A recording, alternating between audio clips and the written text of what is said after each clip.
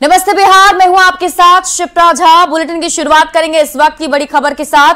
गोपालगंज से बड़ी खबर मिल रही है जहां एसटीएफ की टीम पर फायरिंग की गई है। एसटीएफ की टीम पर फायरिंग की खबर मिल रही है और इस फायरिंग में कोई हताहत नहीं हुआ है।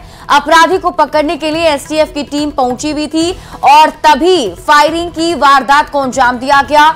जवाब में पुलिस की तरफ से भी फायरिंग की गई है। आपको बता दें, बाइक हथियार छोड़कर अपराधी मौके से फरार हो गए। पिस्टल, बाइक और 7 कारतूस बरामद किया गया है। भोरे थाना क्षेत्र के अम्ही के पास की घटना बताई जा रही है और फिलहाल पुलिस की टीम अपराधियों की तलाश में जुटी हुई है।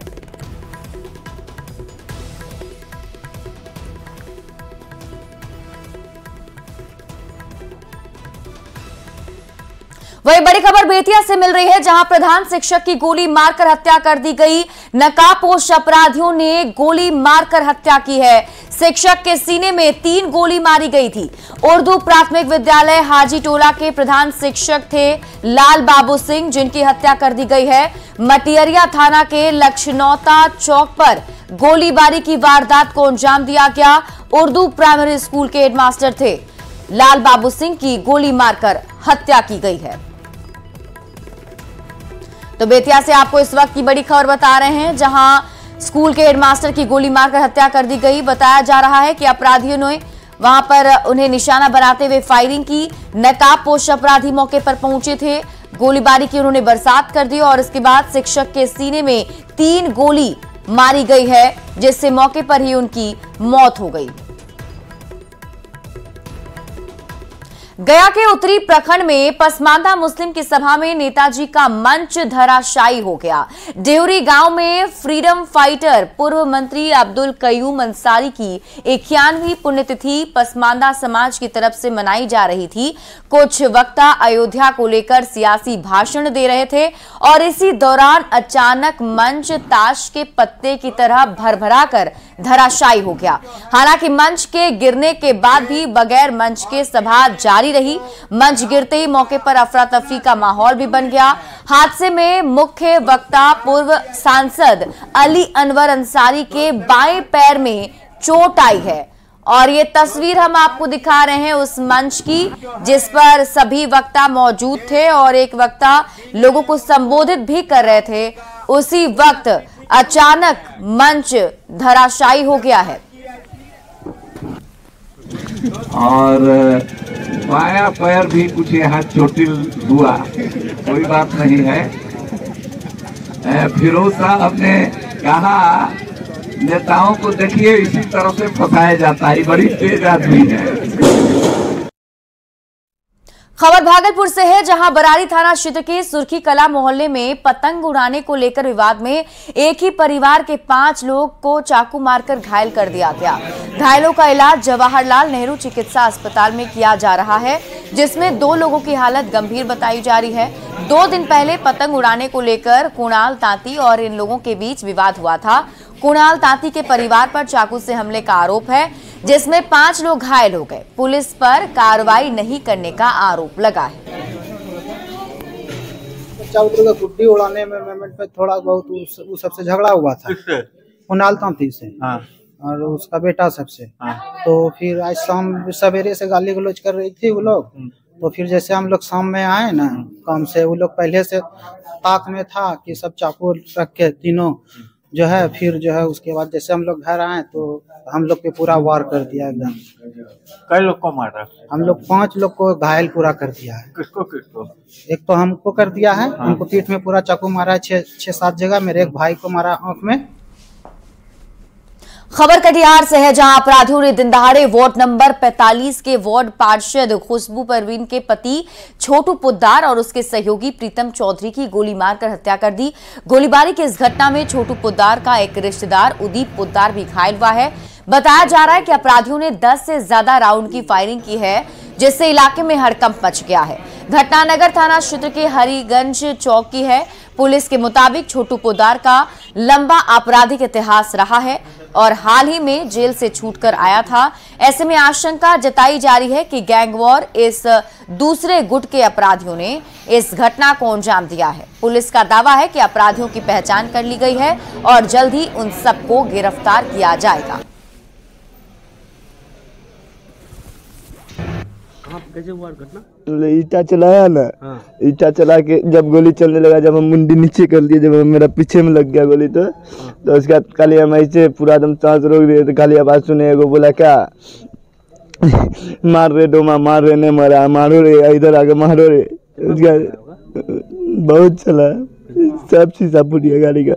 नितांत ही दुखद है। उनके छोटू पोद्दार जी की पत्नी कटिहार नगर निगम के निगम पार्षद भी हैं और लगातार उनके द्वारा सेवा के क्षेत्र में काम किए जा रहे हैं। और यह दुर्भाग्यपूर्ण घटना क्या लगता है, जितनी निंदा की जाए कम। छोटू पोद्दार जो है एक कुख्यात अंतर्राज्यीय अपराधी है। इस पर 2 दर्जन के लगभग जो है कटिहार जिला में ही हत्या, लूट, डकैती के कांड दर्ज हैं। कुछ दिन पहले जो है ये एक रंगदारी के केस में जेल से बाहर निकल के आए थे। कुछ हम लोगों को क्लू मिला है और लगभग ये जानकारी हो चुकी है कि घटना को किसने अंजाम दिया है, किस अपराधी ने अंजाम दिया है। खबर राजधानी पटना से है, जहां पटना हाई कोर्ट के अधिवक्ता कौशलेंद्र नारायण को जान से मारने की धमकी मिली है। धमकी भरा कॉल पड़ोसी देश पाकिस्तान से व्हाट्सएप पर आया था। अधिवक्ता ने इस मामले को लेकर आला अधिकारियों को जानकारी देने के साथ ही कोतवाली थाने में लिखित शिकायत दर्ज करवा दी है। कोतवाली पुलिस मामले की छानबीन में जुट गई है। आपको बता दें कि अधिवक्ता कौशलेंद्र नारायण तमिलनाडु के मंत्री उदयनिधि स्टालिन द्वारा सनातन धर्म के खिलाफ की गई टिप्पणी को लेकर कोर्ट में याचिका दी थी, जिसके आधार पर पटना हाई कोर्ट ने उदयनिधि स्टालिन को सशरीर कोर्ट में हाजिर होने का समन जारी किया है। कल मैं पटना हाई कोर्ट में था खड़ा बार काउंसिल के पास, तो 11:47 पर मेरे मोबाइल पर एक व्हाट्सएप कॉल आता है। व्हाट्सएप कॉल आया, अज्ञात नंबर से आया, तो मैंने उठा लिया। उस पर बोलता है कि से तुम हिंदुओं का ठेकेदार हो और होश ठिकाना लगा देंगे, तुमको जान की परवाह नहीं है, जान से मार देंगे। और 1 मिनट 4 सेकंड के बाद स्वतः वह फोन को काट देता है। हम समझ ही पाते तब तक वह फोन काट दिया। उस पर थोड़ा मैं विचलित हुआ दैट टाइम, तो मैंने लिख करके और पटना के आईजी, सीनियर एसपी साहब, डीएम साहब, कोतवाली डीएसपी साहब और कोतवाली इंस्पेक्टर को मैंने उसी समय व्हाट्सएप पर भेज दिया था। तो वह नंबर कनाडा का नहीं है, वह नंबर पाकिस्तान से है। अब आगे पुलिस का काम है कि उसमें पुलिस क्या करती है। गया के डुमरिया प्रखंड के उत्क्रमित उच्च विद्यालय के प्रधानाध्यापक पर छात्रों ने नंबर के बदले पैसे लेने का आरोप लगाया है। प्रधानाध्यापक पर यह आरोप 10वीं के छात्रों ने लगाया है। इससे संबंधित एक वीडियो भी वायरल हो रहा है, जिसमें प्रधानाध्यापक के द्वारा प्रैक्टिकल कॉपी के साथ 500 रुपए लेते देखा जा रहा है। पैसे लेने के विरोध में छात्रों ने गुरुवार को विद्यालय में हंगामा किया। वहीं विद्यालय के अन्य शिक्षकों ने भी पैसे लेने का विरोध किया, तो प्रधानाध्यापक ने उन्हें भी नौकरी से निकालने की धमकी दे दी। ये तस्वीर हम आपको दिखा रहे हैं जो सोशल मीडिया पर वीडियो वायरल हो रहा है, जिसमें आप खुद देखिए, बीच में आपको ये प्रधानाध्यापक नजर आ रहे हैं और उनके चारों तरफ घिरे छात्र खड़े हैं और इन छात्रों की तरफ से जैसे ही कॉपी दी जाती है उसके बाद 500 रुपए का ये नोट भी दिया जा रहा है। बढ़ते आगे और आपको इस बीच सूत्रों के हवाले से बड़ी खबर बता दें। शिक्षा विभाग के एसीएस के पाठक मान गए हैं। के पाठक 2 दिन के भीतर फिर से शिक्षा विभाग का जिम्मा संभाल सकते हैं। दरअसल के पाठक के छुट्टी पर जाने पर सीएम नीतीश कुमार ने पूरे मामले पर संज्ञान लिया था। उन्होंने सीनियर आईएएस अधिकारियों को के पाठक को समझाने का जिम्मा भी दिया था। के पाठक ने 31 जनवरी तक के लिए अवकाश बढ़ाने का पहले आवेदन दिया था। आवेदन देते ही अटकलों का बाजार गर्मा गया। सवाल उठने लगे थे कि क्या के पाठक अब शिक्षा विभाग की कमान छोड़ने के मूड में हैं। हालांकि अब सूत्रों के मुताबिक खबर है कि के पाठक मान गए हैं और वे 2 दिन के भीतर विभाग की कमान को संभाल सकते हैं। के पाठक के ज्वाइन करने की सूचना पर शिक्षा विभाग एक बार फिर से एक्टिव हुआ है।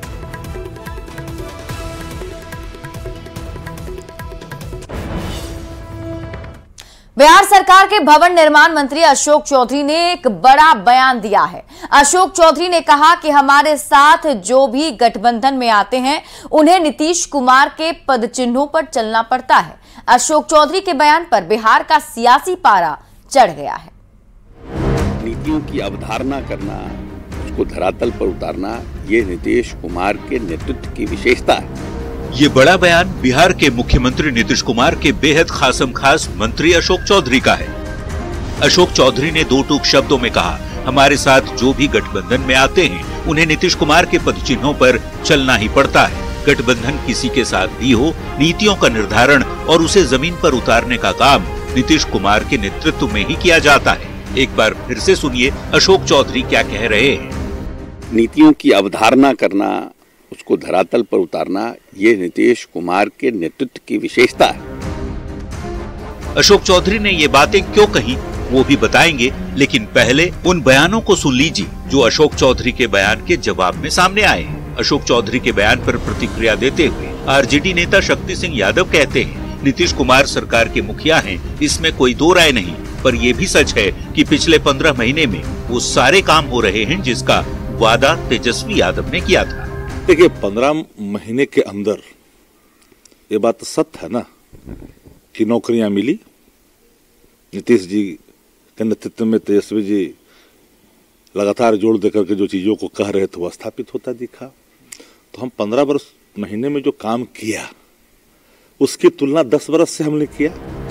अशोक चौधरी के बयान पर बीजेपी की तरफ से भी प्रतिक्रिया आई है। बीजेपी विधायक पवन जायसवाल कहते हैं, नीतीश कुमार आरजेडी के साथ असहज महसूस कर रहे हैं, यही वजह है कि जेडीयू के नेता इस तरह का बयान दे रहे हैं। गठबंधन को चलाने का उन्होंने काम किया है, तो निश्चित रूप से राजद का जो कार्य पद्धति है वो भाजपा से काफी अलग है और राजद के गठबंधन की सरकार में नीतीश कुमार अपने को बहुत दबाव में महसूस करते हैं और वो दबाव में रहने वाले लोग नहीं है, इसलिए इस प्रकार का बयान आ रहा है। अब ये जान लीजिए कि अशोक चौधरी ने क्यों कहा कि हमारे साथ जो भी गठबंधन में आते हैं उन्हें नीतीश कुमार के पदचिन्हों पर चलना पड़ता है। दरअसल हाल के दिनों में आरजेडी नेताओं की तरफ से कई बयान आए, जिन बयानों के जरिए ये बताने की कोशिश हो रही थी कि पिछले 15 महीनों के अंदर बिहार में नौकरी सहित जो भी काम हुए वो डिप्टी सीएम तेजस्वी यादव या फिर आरजेडी की वजह से ही हो रहे हैं। खासकर आरजेडी विधायक भाई वीरेंद्र ने तो यहाँ तक कह दिया था कि नीतीश कुमार लालू प्रसाद के आशीर्वाद से ही सीएम है। तो उनका आशीर्वाद है तब ना मुख्यमंत्री है। नहीं, उनका आशीर्वाद है तभी ना मुख्यमंत्री हैं। आरजेडी और जेडीयू के बीच मैं बड़ा तो मैं बड़ा की जुबानी जंग अब और भी तेज हो गई है। इसका परिणाम क्या होता है ये तो आने वाला वक्त ही बताएगा। न्यूज़ 18 के लिए पटना से आनंद अमृतराज की रिपोर्ट। आखिर बार बार नीतीश कुमार की चर्चा एनडीए के नेता क्यों करने लगे हैं? हाल के दिनों में आरजेडी और जेडीयू नेताओं के बीच जुबानी वार पलटवार के बीच क्यों पॉलिटिक्स के सेंटर में नीतीश कुमार ही आ रहे हैं? आप इस रिपोर्ट के जरिए समझिए। नीतीश जी को आना चाहिए। नीतीश जी अगर आने के लिए तैयार हैं तो हम लोग को इसमें कोई दिक्कत नहीं। नीतीश कुमार जी से जाकर पूछिए कब क्या सोचते हैं, रात में क्या सोचेंगे, सुबह क्या सोच लेंगे, कब उनके मन में क्या आएगा, यह उनका विषय। आखिर क्यों ऐसी बातें उठ रही हैं नीतीश कुमार को लेकर? क्यों एनडीए के नेता ऐसी बातें कह रहे हैं? दरअसल नीतीश कुमार की पार्टी जेडीयू के नेता लगातार सीट शेयरिंग जल्द किए जाने की मांग इंडी गठबंधन से कर रहे हैं, जिस पर विरोधी गठबंधन की ओर से कोई पहल नहीं हो रही। जेडीयू और आरजेडी के हालिया बयानों को लेकर एनडीए नेताओं की उम्मीदें नीतीश कुमार से बढ़ गई हैं। बुधवार की देर शाम दिल्ली में बिहार के 3 बड़े नेता इकट्ठे हुए। चिराग पासवान के आवास पर दही चूड़ा भोज में उपेंद्र कुशवाहा के साथ ही जीतन राम मांझी भी आमंत्रित थे। सभी ने भोज का लुत्फ उठाया तो अगले दिन हम पार्टी के राष्ट्रीय अध्यक्ष संतोष सुमन ने बयान दिया। कहा, नीतीश जी आ जाएं तो हमें दिक्कत नहीं, तय बीजेपी को करना है। अब देखिए, आएंगे कि नहीं आएंगे हम लोग का विषय नहीं है, भारतीय जनता पार्टी का विषय है। अगर वो समझती है कि नीतीश जी को आना चाहिए, नीतीश जी अगर आने के लिए तैयार हैं तो हम लोग को इसमें कोई दिक्कत नहीं। बताया जाता है कि चिराग के घर आयोजित डिनर पॉलिटिक्स में बिहार में हो रहे राजनीतिक घटनाक्रम पर तो चर्चा हुई ही, चिराग मांझी और कुशवाहा ने आपस में समन्वय बनाकर चलने की भी बात कही। चूंकि लोकसभा चुनाव में बेहद कम समय रह गया है, ऐसे में एनडीए के साथ ही विरोधी इंडी गठबंधन के नेता भी ज्यादा से ज्यादा पॉलिटिकल माइलेज लेने की फिराक में है। नीतीश कुमार को लेकर शायद इसीलिए सियासी कयासबाजी का दौर जारी है। Bureau report, news 18। वहीं मध्य प्रदेश के मुख्यमंत्री मोहन यादव पहली बार बिहार आए। राजधानी पटना के एक दिवसीय दौरे में एयरपोर्ट से लेकर श्री कृष्ण मेमोरियल हॉल तक पार्टी कार्यकर्ताओं का जोश देखते ही बन रहा था। आयोजन श्री कृष्ण चेतना विचार मंच की ओर से किया गया था, पर बीजेपी नेताओं की मौजूदगी और कार्यकर्ताओं के जोश के जरिए चुनावी मौसम में बिहार के यादव वोट बैंक को भी पार्टी की ओर से साधने की कोशिश की गई।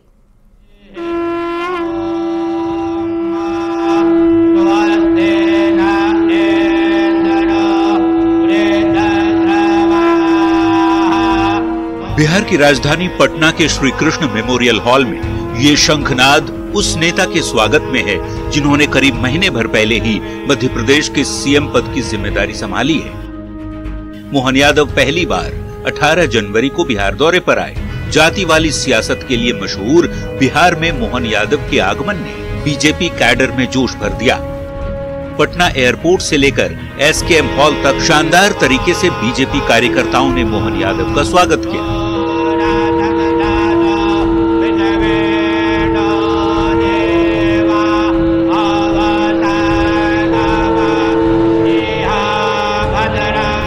श्री कृष्ण चेतना विचार मंच की ओर से आयोजित कार्यक्रम में पहली बार बिहार आए मोहन यादव अपने स्वागत से गदगद दिखे। तभी बिहार के लोगों को मध्य प्रदेश आने का भी न्योता दिया। मेरी अपने ओर से आप सबको भी निमंत्रण है, आप कभी भी आए, मध्य प्रदेश में आए, अपने किसी प्रकार के व्यवसाय को करना व्यवसाय करें, आपको स्थायी बसना स्थायी बसे, परमात्मा करे आपको अपने अपने ढंग के जो आपके रिश्ते तो सबकी प्राप्ति हो। मध्य प्रदेश के सीएम ने बिहार के लोगों की तारीफों के पुल बांध दिए। कहा, कुशल मजदूर हों या फिर आईएएस आईपीएस, देश में सबसे ज्यादा प्रतिभावान बिहार के ही युवा हैं। बिहार में किस बात की कमी है? बिहार में जिस प्रकार के टैलेंटेड लोग होते हैं, पूरे देश के कोई राज्य ऐसा नहीं होगा जहां सर्वाधिक आईएएस आईपीएस अगर निकल के जाते हैं तो केवल एकमात्र राज्य वो बिहार है। मोहन यादव का दौरा जिस वक्त हुआ है वो चुनाव का समय है। बिहार में कास्ट पॉलिटिक्स चरम पर होती है। वैसे मोहन यादव के मध्य प्रदेश के मुख्यमंत्री बनने के बाद ही सियासी कयास लगाए जा रहे थे कि बीजेपी का ये फैसला यूपी और बिहार की यादव वोट बैंक को ध्यान में रखकर लिया गया है। ऐसे में मोहन यादव की एंट्री ने चुनावी मौसम में पटना के सर्द मौसम के बीच सियासत को गरमा दिया। Bureau report, news 18। रोहिणी आयोग की रिपोर्ट को सार्वजनिक करने की मांग एक बार फिर से जेडीयू, आरजेडी और कांग्रेस ने एक सुर में उठाया है। जेडीयू ने केंद्र सरकार से मांग कर दी है कि जननायक कर्पूरी ठाकुर की जनशताब्दी समारोह से पहले रोहिणी आयोग की रिपोर्ट सार्वजनिक करे। इधर आरजेडी और कांग्रेस भी केंद्र सरकार से रोहिणी आयोग की रिपोर्ट को सार्वजनिक करने की मांग कर रही है, तो बीजेपी का कहना है कि समय आने पर रिपोर्ट जारी किया जाएगा। चरित्र ऐसा बिल्कुल नहीं होना चाहिए कि भावनाओं के आधार पर अपनी राजनीतिक स्वार्थ सिद्धि की जाए, लेकिन मोदी सरकार, केंद्र की सरकार लगातार इसी दिशा में प्रयासरत रही है और अभी भी है। वो मैं ऐसा इसलिए कह रही हूं कि अभी हाल के दिनों में रोहिणी आयोग जो रहा, जिसने अपने रिपोर्ट को सबमिट किया अध्ययन के उपरांत, जिसमें पिछड़े अति पिछड़े वर्गों की सामाजिक स्थिति का अध्ययन किया गया, उस रिपोर्ट को अभी तक केंद्र की सरकार ने सार्वजनिक नहीं किया है, क्योंकि ये सरकार अति पिछड़ा गरीब वंचित शोषित विरोधी ये सरकार है। इस सरकार के एजेंडे में गरीब तबकों के लिए, शोषित तबकों के उत्थान के लिए, उनके कल्याण के लिए कोई योजना ही नहीं है। देखिए, जाति आधारित गणना प्रकाशन के बाद अब बात खुल चुकी है कि देश भर में जाति गणना हो और सही आंकड़े आए, वास्तविक शैक्षणिक, आर्थिक, सामाजिक स्थितियां सरकार के पास जानकारी के लिए उपलब्ध होनी चाहिए। रोहिणी कमीशन का रिपोर्ट हो, सबका एक बार देखने की आवश्यकता है, लागू करने की आवश्यकता है। केंद्र सरकार को जल्द से जल्द रोहिणी आयोग की रिपोर्ट पब्लिश कर देनी चाहिए और उसके हिसाब से चीजों को लागू करनी चाहिए। सिर्फ कर्पूरी ठाकुर की जयंती मनाने से नहीं होगा। जयंती मना के वोट का सेकने की जो राजनीति है, इससे काम नहीं चलेगा। भारतीय जनता पार्टी की सरकार ने ही रोहिणी आयोग का गठन 2017 में किया था। इस पर सर्वे भी हुए और रिपोर्ट भी आया, एनालिसिस हो रहे हैं। समय आने पर वो रिपोर्ट भी जारी कर दिया जाएगा। महागठबंधन के लोगों को बहुत चिंता करने की इसके लिए जरूरत नहीं है। वो अपनी मांग जारी रखें, लेकिन ये भी चिंता करें कि जो अभी इन लोगों ने इंडी गठबंधन बनाया है और जिस मकसद से वो चल रहे हैं, उस मकसद को पूरा करने की पहले चिंता करें। वो लखीसराय में पुलिस को बड़ी कामयाबी मिली है। लखीसराय में पिकअप वैन में गेंदा के फूल के नीचे छिपाकर शराब तस्करी की जा रही थी। बढ़ैया पुलिस ने इस कार्रवाई के दौरान 74 कार्टन विदेशी शराब के साथ ही एक तस्कर को गिरफ्तार कर लिया है। यह शराब झारखंड के जामताड़ा से समस्तीपुर ले जाई जा रही थी। जानकारी के मुताबिक तस्कर लखीसराय के पिपरिया का रहने वाला है। तो ये तस्वीर हम आपको दिखा रहे हैं उस पिकअप वैन की तस्वीर, जिससे 74 कार्टन शराब बरामद की गई है। आपको बता दें, लगातार शराब तस्करों पर नकेल कसने के लिए अभियान उत्पाद विभाग की टीम की तरफ से चलाया जा रहा है, जिसमें कामयाबी भी मिल रही है। और पटना से आपको इस वक्त की बड़ी खबर बता दें, इंटर परीक्षा को लेकर तैयारी शुरू कर दी गई है। बिहार बोर्ड ने अपनी तैयारी शुरू कर दी है। बताया जा रहा है कि 1 फरवरी से इंटर की परीक्षा होगी, जिसमें 1522 केंद्र पर इंटर परीक्षा ली जाएगी। बताया जा रहा है कि इस बार 16 लाख परीक्षार्थी इस परीक्षा में शामिल होने वाले हैं। 25 छात्रों पर एक शिक्षक की तैनाती की जाएगी और सभी केंद्रों को तैयार रखने का निर्देश दे दिया गया है।